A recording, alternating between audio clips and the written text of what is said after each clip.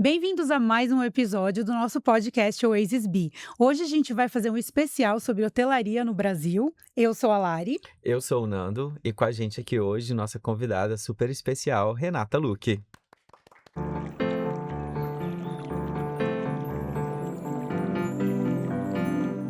Bom, gente, para quem não conhece, Reluque, né, para os íntimos. Rê, fala um pouquinho da sua trajetória na hotelaria no Brasil. Obrigada. Bom, primeiro, obrigada por me convidarem e me receberem aqui, meu primeiro podcast. Eh, eu sou a Renata Luque, Rê, para os íntimos, e tenho a minha trajetória inteirinha, dentro da hotelaria brasileira. Mesmo quando eu tive uma passagem pelo Six Senses, era para trazer a marca Six Senses para o Brasil, mas eu me formei em hotelaria e desde os 17 anos trabalho com hotéis dentro do Brasil. Então comecei no Cesar Park, que já nem existe mais, talvez a gente passe por ele aí no papo. Hum. Depois Emiliano, Fasano, Six Senses, e aí recentemente abri a minha empresa especializada em vendas e marketing para pequenos hotéis de luxo no Brasil. Que são cada hotéis lindos, né? É A isso, gente vai é um falar prazer. e a gente vai falar sobre isso hoje, né. A ideia do nosso podcast de hoje, bom, como você já para quem já vem nos acompanhando, né, do episódio 1 e o episódio 2, a gente agora quer falar sobre como que a hotelaria no Brasil vem melhorando, né, a cada ano. Não foi da noite para o dia, acho que tudo começou há 100 anos atrás com o Copacabana Palace abrindo no Brasil, o ícone do Brasil que até hoje Segue sendo. Segue segue sendo sendo. o hotel ícone, né, já hospedou uma curiosidade, Santos Dumont foi um dos primeiros hóspedes do Copacabana Palace, mas já hospedou Mick Jagger, Madonna inúmeras vezes, Lady Gaga, né, recentemente, Dietrich, que mais? Marlon Brando, um monte de, né, E eu Rio acho de assim que Janeiro até era a Era o Riviera. destino, né? É. Falava em Brasil, falava no Rio, né? e eu acho que assim, até muito tempo antes disso, né, logo assim que o hotel inaugurou tal, ele foi inaugurado, baseado aí mais ou menos inspirado, vamos dizer assim, na hotelaria europeia, né, naqueles grandes, Francesa, Riviera hotéis, exato, da Francesa. Riviera Francesa. Então, naquela época foi o que colocou também o Brasil no mapa, né, começou a trazer muita gente, assim, de fora, muitas estrelas de Hollywood se hospedaram aqui. Então, assim, foi o grande começo aí, né, foi o que abriu as portas do Brasil para receber esse tipo de público. Uma curiosidade, naquela época, Carmen Miranda estava fazendo sucesso e junto com ela teve aquele personagem da Disney, o Zeca Zé Zé Carioca, Zé Carioca, Carioca. que andava pelas praias de Copacabana, Papagaio, né? era o papagaio. E isso começou a atrair atenção para o Brasil, né. Então foi quando acho que o Hollywood começou a querer vir para o Brasil aos poucos, né. Na década de 70, a gente teve o auge, né, dos voos do Concorde, não sei se você sabia, Brasil tinha voos do Concorde, e foi quando também teve o Hotel Araxá. É, o Termas de Araxá, ele foi recentemente renovado, né, porque eu acho que até ele ficou uns anos esquecido por um tempo, mas assim, agora ele voltou com tudo, né, ele tá super legal, super bonito. Acho que a Rê pode falar um pouquinho mais sobre a história do Araxá, né, Rê? Sim, eu fiz uma consultoria com eles e foi muito legal entender um pouco dessa história, né. Também tem essa coisa palaciana, né, essa coisa de grandiosidade, de muitos quartos, de uma arquitetura, que traz essa coisa dos palácios, e tinha muito isso das termas, né, aquela região era uma região de termas, Termas de Araxá.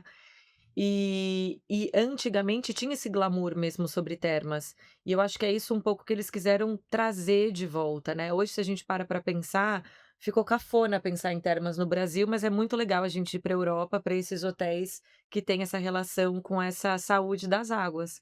Então eles revitalizaram toda a arquitetura, o branding, trouxeram nomes muito legais, pra tentar realmente colocar esse pontinho ali do mapa, de novo, né, de novo como um hotel destino para família, família com criança, grandes eventos, celebrações. Então, um hotel também muito focado em feiras, em eventos grandes pela quantidade de quartos.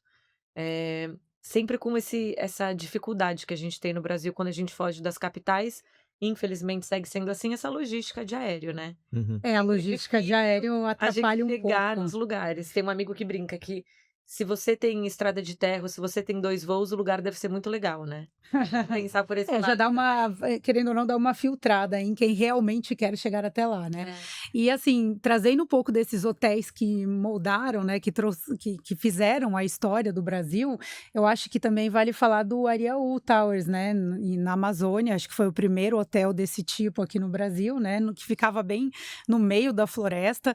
E eu lembro muito quando eu era pequena, assim, da imagem da Lady Di vindo visitar, né, Michael Jackson, então assim, tiveram muitas personalidades importantes que atraíram o olhar aqui para a Amazônia naquela época. Eu acho que ele foi o primeiro hotel meio que experiência, né, tanto que ele chamava de Ariel Jungle, né. Ah, é, sim. Acho que era Jungle Resort, alguma coisa assim, não tinha? Eu acho que tinha um nome Jungle no meio. Eu acho que tinha, É. é. E foi talvez o momento que as pessoas passam a enxergar o Brasil além do Rio de Janeiro, né, depois Cataratas também virou outro destino. A Amazônia segue desde aquela época até hoje sendo um dos grandes atrativos do Brasil quando a gente fala de turismo, e aí uma evolução, né, o Ariel fecha, mas a gente teve vários novos hotéis chegando também para trazer esse componente de hospitalidade de luxo, né, ou essa hospitalidade com muito mais qualidade para um destino amazônico, né, então traz esse olhar, "Puxa, eu posso ir para lá, eu posso conhecer a Amazônia, eu posso ficar em lodges incríveis ou em barcos incríveis", e a Amazônia também, acho que naquele momento do Ariaú, começa a atrair esse olhar É, turista. aproveitando, acho que o gancho aí de Amazônia, Rê, hoje a gente tem o Mirante do Gavião, a gente tem o Anavilhanas e a gente tem o Cristalino, né. Exato. Então fala um pouquinho aí de como funciona não, mas o que sobre, assim, a hospitalidade sustentável no Brasil, essa questão de você, cuidar do ambiente antes mesmo de pensar no retorno financeiro do hotel, que eu sei que você tem essa experiência também. Sim, eu acho que grande parte do portfólio hoje tem como premissa a sustentabilidade, né. Então 100% dos hotéis, em maior ou menor grau, que eu ajudo e que eu apoio, que são meus clientes, tem como sustentabilidade, assim, de fato, dos 3 principais pilares, né, dentro da hospitalidade. E aí, quando a gente fala de Amazônia, a gente tem quase metade do país dentro deste bioma, né, então é até errado a gente pensar em Amazônia e pensar só no Amazonas ou na região de Manaus, a Amazônia é extensa e muito plural. Então a gente tem Mirante do Gavião, a gente tem o Anavilhanas, a gente tem o Cristalino, que é meu cliente, que fica no sul da Amazônia, a gente tem os barcos da Caiara, que ficam na Amazônia Paraense, onde a gente está tendo a COP agora, os barcos até foram para lá para servir de hospedagem. E exatamente o que você falou, são hotéis ou responsabilidades, né, de hospitalidade, os barcos são hotéis flutuantes, Uhum. que trazem isso. O Cristalino nasce como uma fundação ecológica do Cristalino. A FEC, Fundação Ecológica do Cristalino, ela existe antes mesmo do lodge. Então hoje são 11.000 hectares, é o tamanho de Paris. Então é uma área privada, protegida.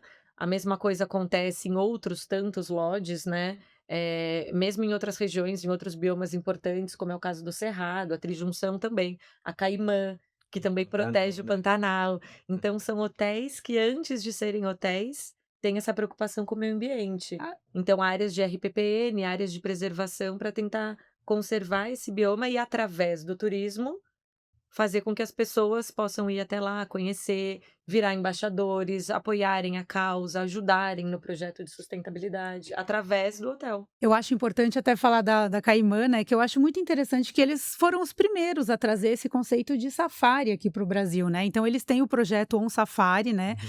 a Caimã fica ali no Mato Grosso do Sul, eles têm o projeto do On Safari, onde eles cuidam das onças, eles, trabalham bastante.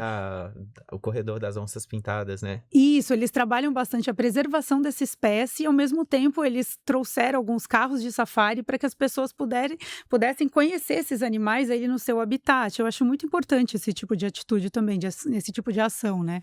O que eu acho legal da Caimã, que eles também têm essa proposta de safari, uma coisa meio estilo Botsuana, porque tem a época alagável e a época da seca, né. E a mesma coisa também acontece no Anavilhanas, né, porque o Anavilhanas tem a época da cheia e tem a época da Ah, seca, mas Na né. Amazônia toda, Na Amazônia todas, né, e o pessoal fala: "Ah, mas eu vou na época da cheia, eu vou na época. Eu falei assim, gente, só vai, porque não São é. 2 experiências totalmente diferentes. Exato, não é porque você vai ver menos ou vai ver mais, porque na época da cheia você está próximo da copa das árvores, né? E na época da vazão, na seca, você consegue adentrar mais da floresta, mas você vê menos animais. Os animais na cheia ficam concentrados em alguns polos, né? Então tem essa coisa interessante. Mas a hotelaria no Brasil, acho que puxando um pouquinho antes para isso, falar do Trinjunção, porque o Trinjunção acho que é um projeto, não diria mais antigos, mas ele já tem mais tempo, a pousada Trinjunção. Foi junto com a Tutabel, né, com a pousada literária, O o Grupo grupo. Canto, né, É, é um grupo que hoje tem esses 3 projetos e são todos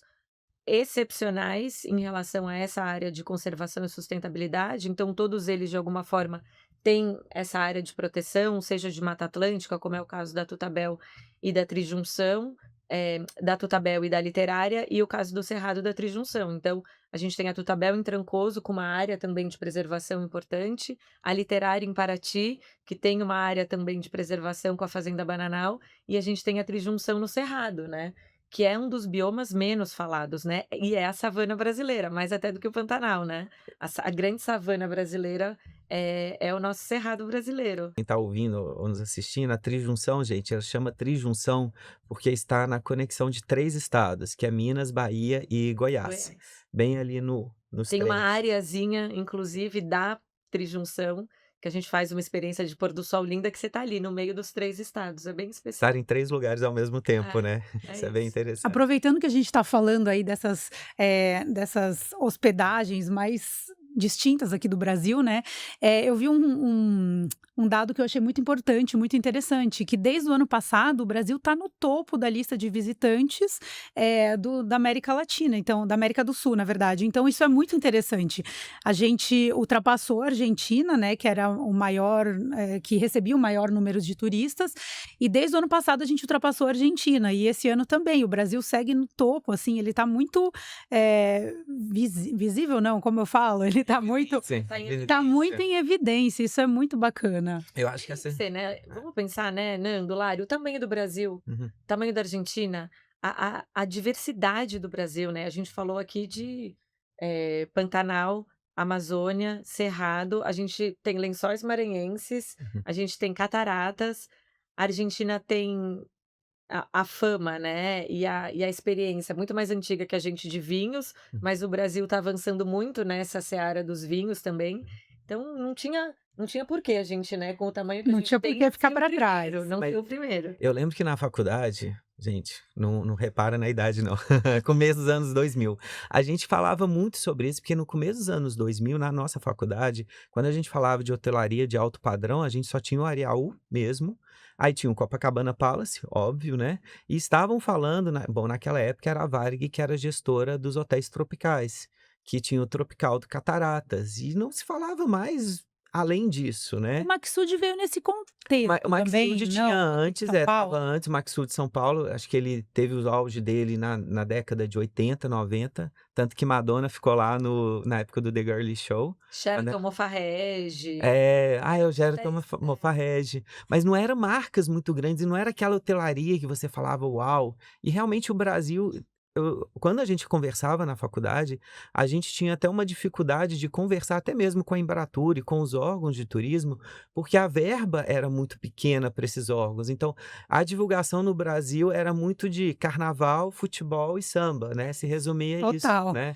E eu acho que foi quando, e aí eu queria que você falasse, um pouquinho da entrada do Emiliano, como que isso Antes da mudou. Rê falar do Emiliano, posso abrir um parêntese que você Claro. comentou aqui do Maxud, e eu me lembro muito do Maxud quando eu era pequena, porque quando assim, na década de 90, eu lembro que eles tinham, era um prestígio aqui em São Paulo, era o hotel, assim, né, que tinha mais incrível da cidade mesmo, né, então eu lembro que eles tinham um cinema lá, que toda quarta-feira eles faziam lançamento de filme. Naquela época, nos Estados Unidos chegava antes e depois de um tempo lançava aqui no Brasil, e chegava chegava primeiro no Maxud. Então eu lembro que você tinha que ser sócio, assim, desse clube para poder ir assistir os filmes. Os meus pais, na época, eles eram sócios e a gente ia ver as estreias. E a gente chegava lá, tava o Rubens Edvaldo Filho, estavam todos os críticos de cinema vendo o filme pela primeira vez. E hoje em dia, com esses negócios de streaming, essas coisas, é uma realidade tão distante, né? Que chegava na gente depois de um tempo e a gente tinha esse acesso no Maxud a ver primeiro junto com os críticos e depois de um tempo lançava no resto dos cinemas. Então, era um hotel realmente que tinha uma história e tinha esse fato de clube, assim, uma coisa bem... São com a cidade. Uma conexão com a cidade, total. Mas é algo que hoje, assim, né, ninguém faz um hotel com tantos quartos, óbvio, a não ser. Acho que o Maxud, né, ele pecou pelo excesso, né? Acho que no final, para gerir a quantidade de quartos que tem, a manutenção necessária que você tem, sempre para poder estar reformando, manter atualizado, e isso tem um custo alto, né? Quanto maior o hotel, maior o seu custo. Em especial hoje que a gente tem muitos hotéis. Então, Exato. antigamente você tinha poucos hotéis, esses hotéis tinham muitos quartos. Hoje a tendência é você ter hotéis menores, até porque você tem, né, uma clientela muito mais diversa, que é difícil você ter um hotel que abrace todos os públicos, né? Então é muito mais legal você ter uma diversidade de estilo de hotel, seja de arquitetura ou no serviço que oferece, que foi um pouco do que o Emiliano fez. Quando ele chegou no comecinho ali, era 2001, eu comecei alguns meses depois da abertura. Era um hotel que era, assim, completamente diferente. Então, quantos quartos, né, tinha o Maxud, Sheraton, né, centenas de quartos. O Emiliano vem com ali metade, né, assim, 50, 60 quartos, um hotel todo branco, todo claro, madeira clara, carpete claro. Os hotéis todos costumavam ter toda essa parte de arquitetura e decoração escura, um pouco para esconder uma sujeirinha, esconder uma mancha, Aqueles ajudar na móveis, limpeza, né, uma móveis de coisa madeira escura, né? exato, tudo escuro, banheiro, revestimento de banheiro, antigamente era escuro, era aquela coisa, né, uma pedra marrom, uma pedra escura, pedra preta, né, um mármore preto, e aí o Emiliano chega com aquele banheiro branco, inteiro branco, assim, absolutamente todo branco, o quarto super claro, a diária que na época era, assim, o dobro da diária que os hotéis praticavam. E aí, 25 anos atrás, a gente tá falando, eu lembro até hoje, foi um número que me marcou, R$ 727. Essa era a diária do Saudades. Emiliano. Saudades, saudades dessa época. E era o dobro do que os hotéis ofereciam, e era o primeiro hotel que tinha mordomos, e o senhor Carlos Alberto, que abriu o hotel, ele queria que as pessoas fossem chamadas de mordomos mesmo, né, hoje tem concierge, tem, né, um milhão de outros nomes. O frigobar é naquelas gavetas, né, então estava todo embutido no mobiliário, era uma gaveta, hoje vários hotéis têm. Então era assim, era tudo, né, tudo, lençóis de algodão egípcio, e uma das coisas que era muito engraçada é que quando a gente falava no discurso de vendas, e naquela época eu era estagiária de reservas quando eu entrei. No discurso de vendas a gente explicava sobre o quarto, porque a pessoa queria entender por que eu tenho que pagar R$ 727. Hoje a gente gostaria de pagar esse preço. E uma das coisas que a gente falava era porque os nossos travesseiros e edredons, eles são recheados de pluma do peito do ganso da Hungria. No Era muito legal isso. E era uma coisa, assim, que a gente falava, sabe, assim, era quase um trava-língua, né. Hum. E era muito legal, tudo sobre o Emiliano era muito diferente, né, assim, era uma coisa que ninguém estava fazendo. E aí depois veio o Fasano, né, depois começou essa era de hotéis que tinham, eu acho que, eh, saíam um pouco da esfera de o que que a Europa faz, o que que os Estados Unidos faz, é um hotel que tem essa decoração, que é um hotel padrão, e aí as coisas foram criando um pouquinho mais de identidade brasileira mesmo. E aí veio o Fasano, abriu primeiro aqui em São Paulo, mas eu acho que ele foi realmente colocado no mapa com o Fasano Rio, né, que foi, assim, a piscina, o rooftop deles até hoje é um negócio que todo mundo quer estar. Até a gente estava comentando aqui antes de começar o episódio, né, que foi a capa da Travel and Leisure, né. Exato, o destino de 2026, eleito por eles, né, é o Brasil, e eu acho que realmente, assim, a gente já tem visto, né, assim, tanta coisa sobre o Brasil de uma forma muito positiva, sobre o turismo, sobre a hotelaria, sobre os biomas brasileiros, a COP agora no Brasil, apesar de tudo, né, dessa questão de preços de hotéis e tudo mais, mas é um país muito especial, né, o que a gente tem no Brasil do ponto de vista de atrativos turísticos É muito importante. E isso tudo coincide nessa época de aberturas, foi quando o Brasil colocou a candidatura dele para a Copa do Mundo e para as Olimpíadas. Gente, eu sei que existem inúmeras críticas ao quanto ao gasto público, realmente a estádios onde não deveriam fazer, tem estádio aí que está abandonado, mas colocou o Brasil em evidência e foi um trabalho aos poucos. E a gente ver hoje como que o Brasil está, né, indo nessa, né, o Brasil agora está em evidência cada vez mais, e isso tudo foi fruto, né, dessa tensão internacional para o Brasil. Aí o Emiliano abriu no Rio, que é um prédio muito lindo, que eu Lindo, acho lindo aquela lindo. fachada deles, né. Ele tem um cobogó que remete um pouco, né, ao antigo Rio de Janeiro, mas com uma cara super moderna, né, aquela fachada do Emiliano é muito lindo. O Belmont Cataratas foi fundamental para poder trazer, né, para quem já conhecia a marca Belmont na Europa, para poder saber: "Poxa, tem um Belmont além do Rio de Janeiro", que óbvio, todo mundo quer ir para o Rio de Janeiro, agora tem um hotel dentro das cataratas, que aliás é um hotel que para mim eu acho surreal de maravilhoso. Ele recebeu, né, a gente até falou isso, ele recebeu 3 estrelas Michelin, foram 3 estrelas? 3 estrelas não, 3 chaves 3 Michelin, chaves, isso, desculpa, 3 3 chaves chaves. Michelin, e é um hotel de uma experiência in i como eu poderia dizer, não tem nada, Inexplicável, é né. Você inexplicável, né, tá ele dentro do Parque das Cataratas ali, tem as cataratas ali. Tá na minha lista esse hotel, eu ainda não visitei, mas Precisa assim, ir, todo mundo fala, todo mundo eu traz um já feedback mas muito eu já positivo. fui, mas eu te levo lá de Ah, novo. tá bom, por favor, tá A gente bom. podia gravar um episódio de Olha que lá, eu né. vou co olha que eu vou cobrar de vocês isso, hein. Mas eu acho que uma experiência do Cataratas é a experiência da lua cheia. Porque você, como o parque, né, fecha para visitantes, então só fica no parque quem está no hotel, e na lua cheia você consegue ver as cataratas todas ali do lobby do saindo do lobby Eles do falam que hotel é para o entrar. arco-íris lunar, né. É o arco-íris lunar e você consegue ver toda a e ela cataratas fica toda ali, prateada, toda assim, as quedas prateada. ficam prateadas. Maravilhoso. Eu tenho uma foto lá do cataratas, não tem ninguém em volta, assim, é surreal a experiência de estar no Belmo, né. E aí, com isso aliás, um café da manhã incrível, gente, do Belmo. Acho que eu não, sem brincadeira, só mudando aqui rapidinho, um dos Vai ter melhores ranking de café da manhã tem também. também, tem. A E gente vai ter um o episódio de rankings. de rankings e o café da manhã do Belmont de Cataratas é um dos melhores que eu já fui. Mas, voltando aqui ao assunto, e aí eu acho que a gente começou a ver agora, eu acho que dos últimos 10 anos para cá, o que me alegra muito é o seu trabalho, porque você trabalha com hotéis pequenos, voltados para essa parte de sustentabilidade, de conectar com a comunidade local. Queria puxar aqui o exemplo da Casa Daia, que a cozinheira é uma senhora que fazia marmitas, né, para o pessoal da região. Então, e eu acho isso maravilhoso, porque a gente tem que mostrar, só fazendo uma linha de raciocínio aqui, a gente vê muitos hotéis lá fora, as pessoas viajam para hotéis que têm 2 chaves Michelin, ok, tem experiência, viajam para hotéis que têm 5 quartos, 6 quartos, tem hotéis no meio da montanha que as pessoas fazem questão de viajar para lá. Aí você pergunta: "Ah, mas o que que tem para fazer lá no lugar?".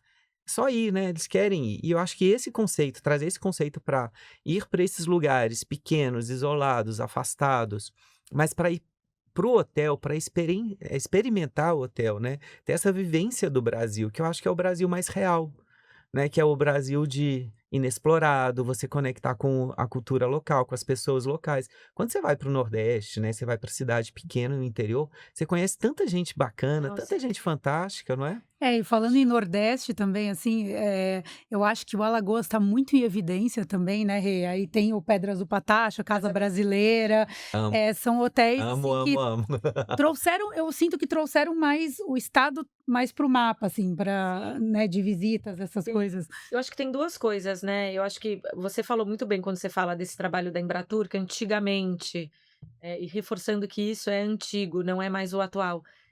Trazia essa coisa muito estereotipada do Brasil, que era o samba, o carnaval e o futebol, então assim a gente era vendido lá fora, isso mudou. Essa gestão atual da Embratur tá, assim, mudando realmente essa cena, o investimento que eles estão fazendo, em um Brasil muito mais diverso, abraçando muito também, destinos menos óbvios e essa hotelaria mais uma hotelaria muito artesanal, uma hotelaria aonde o dono está ali à frente do hotel de uma forma muito exclusiva, é uma coisa que também é apoiada muito pela BLTA, que a gente fala tanto, né? A Brazilian Luxury Travel Association, que é um jeito de falar do Brasil lá fora, através dessas pequenas propriedades de hospitalidade incrível que a gente tem no Brasil. E aí, esses hotelzinhos, eles nasceram trazendo a nossa linha de raciocínio como essa linha cronológica do tempo, muito ali pós-pandemia, né, que foi o momento que esses hotelzinhos menores estavam abrindo, chega a pandemia, fica todo mundo: "Ai meu Deus, e agora?". E aqueles 12, 18 meses ali antes das fronteiras todas abrirem, fez o brasileiro realmente olhar para o Brasil e falar: "Gente, que país maravilhoso que eu tenho, quero desvendar". Fez o brasileiro Alagoas. Uhum. descobrir o Brasil, né. Exato, Exato. fez o brasileiro Ceará, né? Ceará despontou bastante. muito. É, e aí Aquela com isso também tem a criação de marcas, né, como os hotéis Carmel, como os Nanai, que agora está crescendo com o terceiro hotel no portfólio. Então, assim, são, redes hoteleiras criadas e crescidas no Brasil, né, e isso é muito legal. E aí Um fruto que a pandemia, assim, trouxe, que foi muito positivo, foi esse, da gente dar valor à hotelaria e às viagens pelo Brasil.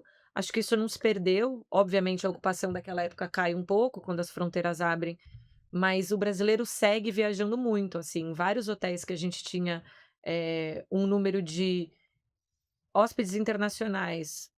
Amazônia isso acontecia 80% hóspedes internacionais, 20% brasileiro. Na pandemia, isso se se inverteu. inverteu, era basicamente 100% Brasil, nada de estrangeiros. Quando passa esse boom, o número não voltou para 80 internacional e 20 Brasil. O número de brasileiros segue muito forte. Ficou mais equilibrado, Ficou né. bem mais equilibrado, isso é muito bom, a gente valorizando o que é nosso. E esses mini hotéis, gente, assim, que é o core do que eu faço, né, o meu maior cliente tem 27 quartos, o meu menor cliente tem 4 quartos. É, Então eu amo essa hotelaria pequena, que é muito sobre o dono tá ali, que é muito sobre esse turismo muito responsável por essa comunidade que ele está inserido. Então, não de explorar essa comunidade, mas de capacitar, de gerar, né, receita e de gerar educação para essa comunidade. O exemplo da Casa Daia. Então, o exemplo de Oiá nos Lençóis Maranhenses, né, de capacitar essa comunidade, de trazer um olhar para essas pessoas, não querer importar uma mão de obra integral de São Paulo ou de qualquer outra capital para trabalhar ali em Barroquinha, no interior do Ceará, quase Piauí, onde está a Casa Daia. Não, é todo mundo de lá, é todo mundo ali de Picada Nova, da Barra dos Remédios. Então tá todo mundo ali, sabe? Porque o exemplo que você deu, quando a gente viaja, a gente quer ir para aquele lugar, para conhecer aquelas pessoas, né? Para entender aonde eu tô naquele momento, não para viver o que eu tenho na minha casa. hum. Então, se você viaja de São Paulo e vai para um lugar onde a culinária é a mesma, o quarto tem a cara de São Paulo, as pessoas são de São Paulo, as experiências são basicamente o que você vai ter em qualquer hotel.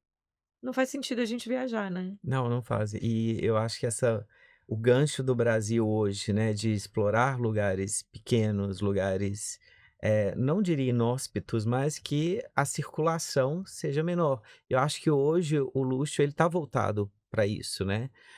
A gente vê cada vez mais estudos, né, mostrando que a tendência do turismo não é simplesmente ir para um destino. Óbvio que há aquele público que quer ir para o destino do TikTok, que está viralizado, no Instagram, que todo mundo quer fazer a mesma foto. Mas o verdadeiro turismo, quem quer viajar com propósito, viaja com o propósito de ter experiência, né? Ter uma experiência diferente, conhecer um lugar diferente, sair da zona de conforto dela e ir para um lugar. E óbvio, né, gente? A gente está falando aqui que lugares que a cama é tão boa quanto a nossa cama, né? Porque, Melhor no caso. ou melhor, né? Tem lugares que é até melhor, né? É, E aí, Aqueles amenities lindos, cheirosos, maravilhosos. maravilhosos, né. Aquele café da manhã que, assim, dificilmente você vai fazer aquele em casa. Exatamente. E também, assim, para finalizar o assunto do Brasil, com uma coisa muito importante que eu vejo que está acontecendo, é a internacionalização de marcas brasileiras. Então, por exemplo, o Fasano, que a gente comentou, ele já existe em Punta del Este faz um tempo, eu não sei exatamente quanto tempo, ele já tem em Nova York, e ele agora vai abrir em Miami, vai abrir em Londres, em Abriu Cascais, Sardenha, na Vai abrir em Sardenha, Cascais. vai abrir exatamente. Então, assim, a internacionalização de marcas brasileiras também é importante para trazer essa visibilidade para o Brasil. E o mesmo vale do outro lado, muitas marcas internacionais abrindo aqui no Brasil, né, que isso traz força. Então a gente tem o Rosewood São Paulo, né, que foi o outro hotel eleito 3 chaves Michelin, que a gente estava comentando aí no outro É um episódio. dos poucos hotéis da lista do 50 Best que ele tá há 3 anos na lista do 50 Best. Desde que inaugurou. Desde que é consistente, né? Você vê que é um hotel consistente. Exato, e agora a gente vê marcas como o Kempinski vindo para o Brasil também, no Rio Grande do Sul. Só para quem não sabe, vai ser ali na região de Canela, né? Isso, O Laje de Kempinski, Pedra. Laje de Pedras. Projeto É. lindo, né? Aí Faena chegando Faena. aqui em em São São Paulo, o W veio para cá também. Uhum. Então isso está crescendo cada vez mais, O né? Brasil, né, no mapa, para esse cliente internacional, que muitas vezes não consegue ter acesso à Casa Dai, ele não sabe que a Casa Dai existe, mas ele tem a segurança de ir para o Brasil porque ele enxerga essas marcas. Então, isso também fortalece, né, o Brasil do ponto de vista de um destino de turismo seguro, muitas vezes para esse turista internacional que precisa dessa segurança de uma marca que ele conhece, né? Uma marca mais recente que chegou é a Oasi, que já era conhecida em Atacama e tinha também na Patagônia, né?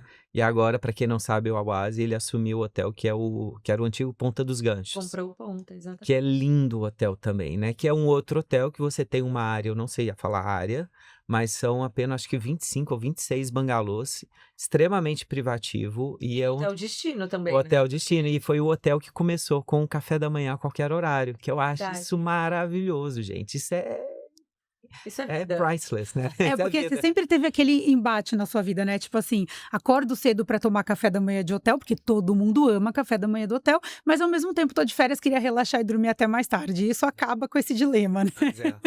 Quantas vezes viagem com meus amigos, gente, acorda que o café da manhã vai terminar.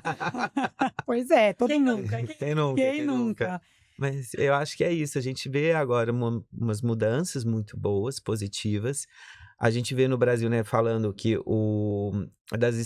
das chaves Michelin, o Brasil, óbvio, ainda não é um número muito expressivo, mas foram 20, eu não lembro qual o número, mas acho que foi um pouquinho mais de 20 hotéis do Brasil que receberam chaves Michelin. Você sabe esse número, certo? Ai, não. Eu sabia no episódio passado. Esqueci. Gente, então olha no episódio passado, vocês vão ver quantos que tem de chaves Michelin.